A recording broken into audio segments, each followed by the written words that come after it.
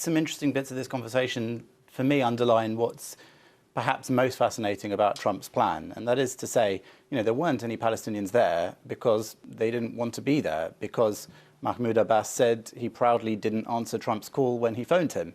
And I think that actually, in a way, unintentionally perhaps, it was symbolic of what's happened over the decades. The Palestinians have rejected every single deal that's been put to them, whether it was by Ehud Barak, whether it was by Olmert, whether it was by Clinton, whether it was the Kerry principles, the Clinton principles, Oslo, oftentimes actually deciding instead to launch catastrophic, murderous suicide bombing attempts. And I think that this showed that because there's constant rejection, this president, like him or lump him, does things differently. And I think perhaps what he's trying to do, and of course it pleased many in Israel, is to shift the story of how these sorts of talks work.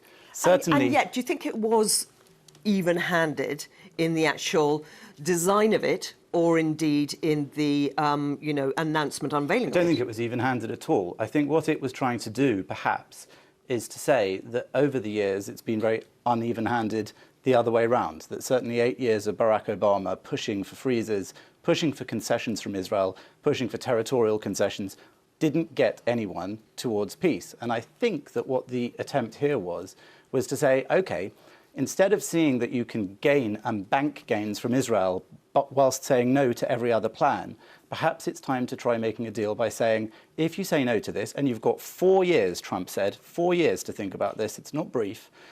If you say no to this, you're actually going to start losing things. This is a different method of negotiation. It's very high risk. That's Donald Trump all over. But I think there is some validity in saying that this is a new attempt to try and see whether Palestinian rejectionism, which often results in more violence, previous attempts have resulted in increased violence, whether or not this will actually push things the right way. And some of the other things that Trump has done, for example, recognition of Jerusalem as the capital of Israel, was said to be things that would kick off an enormous wave of violence in the area. They didn't. And this as well has had quite some support from quite a lot of Arab states, not all of them, of course. They're all independent countries that speak independently of each other. But to have managed to gain that much support, to have managed to have gained quiet support from countries around the world, to have also promised various things to the Palestinians that aren't everything they wanted, but 50 billion in investment. But I think what the Palestinians could do is start negotiating. And I think that Trump and Kushner made it clear that, well, this is very much not favourable to them. It's meant to be an opening part of conversation.